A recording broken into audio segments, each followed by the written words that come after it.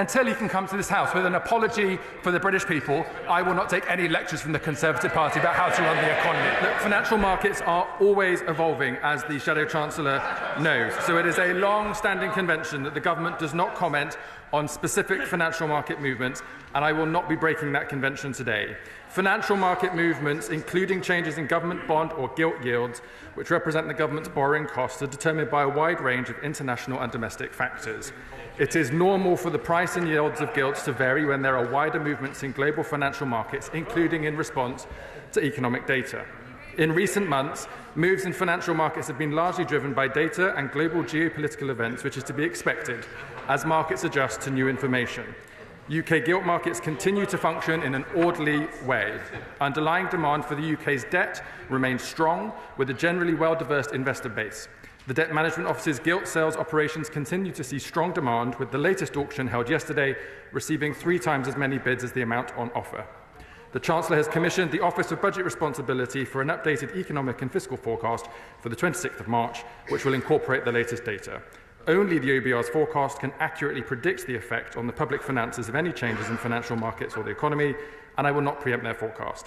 There should be no doubt of the government's commitment to economic stability and sound public finances.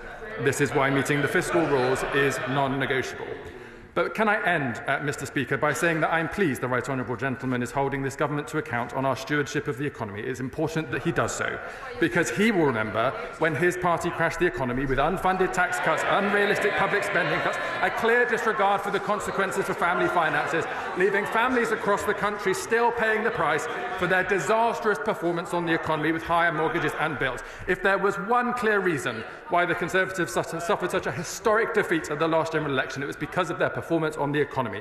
And presumably, Mr. Speaker, that is why the Shadow Chancellor himself admitted in December that the lack of trust in the Conservative Party's management of the economy has left, and I quote, a deep and painful scar in the pockets of every person across Britain. And let me tell you what has changed. Let me tell you what has changed, Mr. Speaker.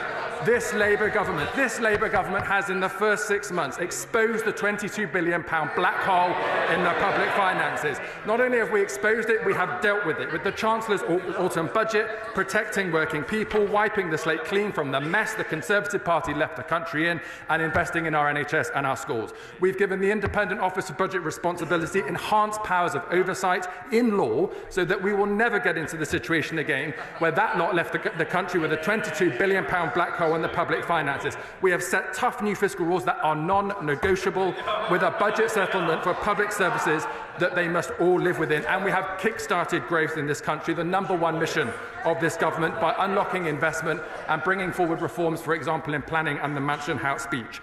So might I say, Mr. Speaker, to the Right Honourable Gentleman, that this is in stark contrast to the negligent, shameful horror of a circus performance that the Conservative Party unleashed on this country when they were in government a few years ago. And until he can come to this House with an apology for the British people, I will not take any lectures from the Conservative Party about how to run the economy. Right, Shadow Chancellor of the Exchequer, Mel Strike. Thank you, Mr. Speaker. A slightly anxious and breathless performance, I think we've just seen. Which leads me to the question, where is the Chancellor? It is a bitter regret that at this difficult time of these serious issues, she herself is nowhere to be seen. Mr. Speaker, in the last 48 hours, borrowing costs have reached a 27-year high. And it is the Chancellor's decisions that have led us here. Before the election, the Right Honourable Lady promised that Labour would get debt falling. They would not fiddle the figures, they would not raise taxes, and they would grow the economy. But the economy is now flatlining. Survey after survey is showing business confidence has simply evaporated. And at the budget, Mr. Speaker, the Chancellor hiked up taxes, increased borrowing by an average of £32 billion a year across the forecast, and conveniently adjusted her fiscal rules to allow her to do it. Higher debt and lower growth are understandably now causing real concerns among the public, amongst businesses and in the markets. And despite what the Right Honourable Gentleman says about international factors, the premium on our borrowing costs compared to German bonds recently hit its highest level since 1990. With these rising costs, regrettably the government may now be on course to breach their fiscal rules. and the Chancellor has committed to no further tax rises. So does the Right Honourable Gentleman stand by her commitment not to increase taxes even further? And if so, does this mean that the public should expect cuts to public service spending if the OBR judge her fiscal headroom has evaporated? Mr. Speaker, there are media reports that the Chancellor will make an emergency intervention to soothe markets, but with no confirmation that this will occur in this House. Can I ask the Right Honourable Gentleman to confirm that any such statement will be first made to members in this House? Mr. Speaker, rates on government bonds ultimately feed through to the broader credit market. So what estimates has the Treasury made of how recent market movements will impact mortgage costs and lending across the economy?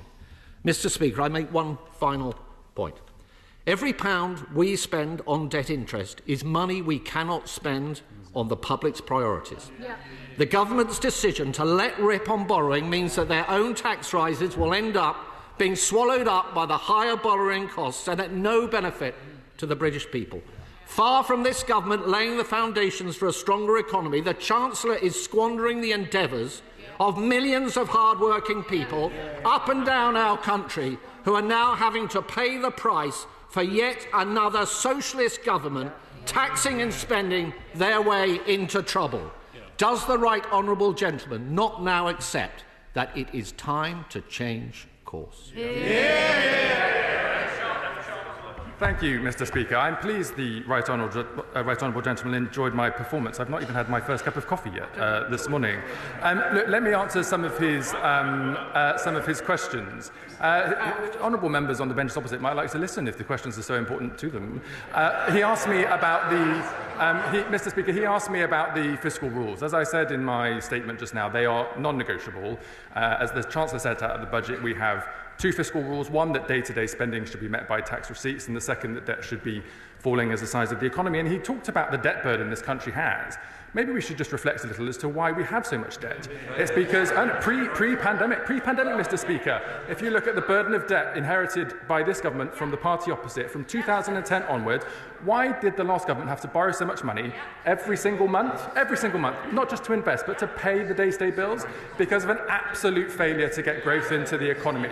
They could not make the numbers add up. They've stacked up the country's credit card. They've left it to this party to deal with, and we are going to deal with it. That is why these fiscal rules are non-negotiable. That is why public spending will be within the numbers set out at the budget. We're starting the spending review now. It will conclude in June. Public services will have to live within their means. The Chancellor has been very, very clear about that. And that's why, with this government, you get economic stability, absolute clarity on public spending, and that is why the British people trust this party and booted that lot out of office.